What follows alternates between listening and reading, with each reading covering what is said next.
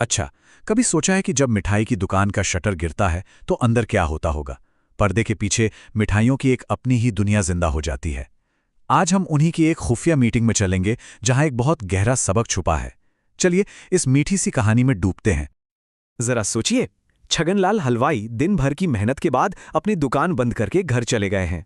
बाहर तो सब शांत है, एकदम सन्नाटा, लेकिन अंदर उन कांच की अलमारियों के पीछे एक हलचल शुरू होने वाली है।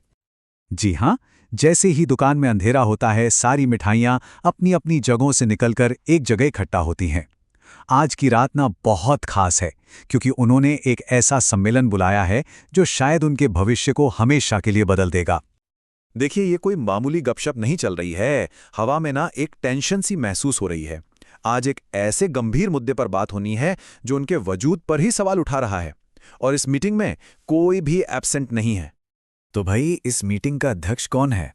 अरे और कौन, सबसे अनुभवी, सबसे समझदार लड्डू दादा।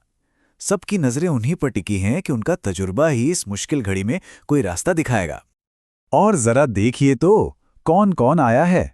इमरती जी हैं, पेड़ा हैं, बर्फी बहन भी हैं, अरे रसगुल्ला, जलेबी बहन, रबड़ी जी, गुलाब जामुन और कलाकंद भाई भी मौजूद हैं। मतलब मिठाइयों की दुनिया का हर बड़ा नाम, हर दिग्गज इस बहस का हिस्सा बनने के लिए एकदम तैयार हैं। तो सवाल ये है कि आखिर मुद्दा क्या है? ऐसा क्या हो गया कि इन सब मिठाइयों को आधी रात में जमा होना पड़ा? चलिए पता लगाते हैं कि इस मीठी दुनिया में आखिर कौन सी कड़वी बात घुल गई है। तो सबसे पहले कलाकंद भाई अपनी बात रखते हैं और उनकी आवाज में ना एक चिंता है। वो कहते हैं कि आजकल कुछ लोगों को डॉक्टर हम मिठाइयों को खाने से रोक रहे हैं और बस यही वो कड़वा सच है जिसने सबको बेचैन कर दिया है। अब ये तो वाकई बहुत सीरियस बात है। मतलब सोचिए, मिठाइयों का तो काम ही है खुशी बांटना, मिठास घोलना, पर अगर लोग हेल्थ की वजह से ही उनसे दूर भागने लगें तो फिर उनका वजूद ही क्या रह जाएगा। और बस जैसे ही ये बात सामने आई, मिठाइयों के बीच एक जोरदार बहस शुरू हो जाती है। सबकी अपनी अपनी राय हैं और एक दूसरे पर इल्जाम भी लगाए जा रहे हैं। सवाल ये है कि आखिर इस प्रॉब्लम का जिम्मेदार है कौन? अब इस गर्मा गर्म बहस के बीच में रसगुल्ला भाई कुछ ऐसा कहते हैं कि सब हैरान रह जाते हैं। उनकी नजर में इस समस्या की जड़ कहीं और ही है। कहानी में यहां एक बड़ा ट्विस्ट आता है। रसगुल्ला भाई का कहना है कि गलती ना तो डॉक्टरों की है और ना ही इंसानों की, गलती तो खुद हमारी है। वो कहते हैं कि हमारी जरूरत से ज्यादा मिठास ही हमारी अनदेखी की वजह बन रही है। क्या सच में प्रॉब्लम बाहर नहीं, अंदर ही है? लेकिन रुकिए, गुलाब जामुन को ये बात बिल्कुल पसंद नहीं आई। वो तुरंत पलटकर जवाब देते हैं कि अरे, इसमें हमारी क्या गलती, गलती तो इंसानों की है। उनके हिसाब से चटोरी जीभ भला कहाँ सुनती है, वो तो और मीठा मांगती है। गुलाब जामुन यही नहीं रुकते, वो एक और बहुत गहरा सवाल पूछते हैं। एक सवाल जो सीधा उनकी पहचान से जुड़ा है। वो कहते हैं, अगर हम मीठे ही न रहें तो फिर हमें मिठाई कहेगा कौन? बात तो सही है, ये तो उनके वजूद का ही सवाल बन गया। अब इस गर्मा गर्मी को शांत करने के लिए आगे आते हैं मैसूर पाक। वो सबको याद दिलाते हैं कि उनका असली काम क्या है।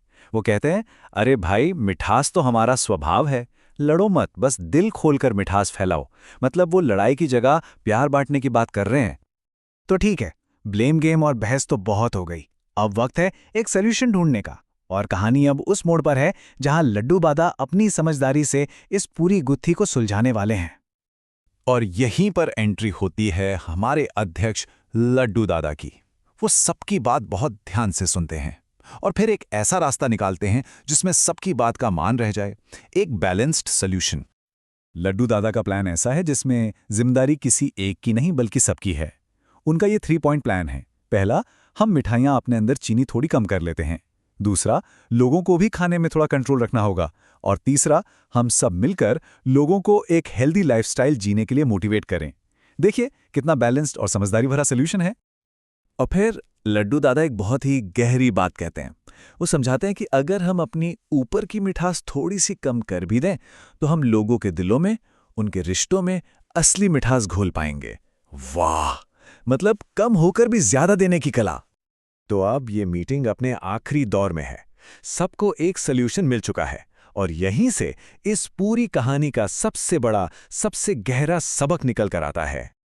और आखिर में रबड़ी जी पूरी बहस का निचोड़ बस एक लाइन में बता देती हैं, जहां अति होती है वहां क्षति होती है। कितना सीधा और सरल नियम है ना?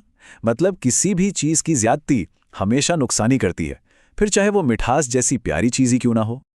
तो आखिर में सारी मिठाइयां इस एक बात पर राजी हो जाती हैं कि असली रास्ता किसी चीज को पूरी तरह से छोड़ देना नहीं है, बल्कि मजे और सेल्फ कंट्रोल के बीच एक सही बैलेंस बनाना है। और ये कहानी हमें एक बहुत गहरे सवाल के साथ छोड़ जाती है कि क्या जिंदगी में किसी भी चीज का असली मजा लेने के लिए सेल्फ कंट्रोल ही वो चाबी है? फिर चाहे वो खाना हो, काम हो या कोई और खुशी। इस बारे में सोचिएगा जरूर।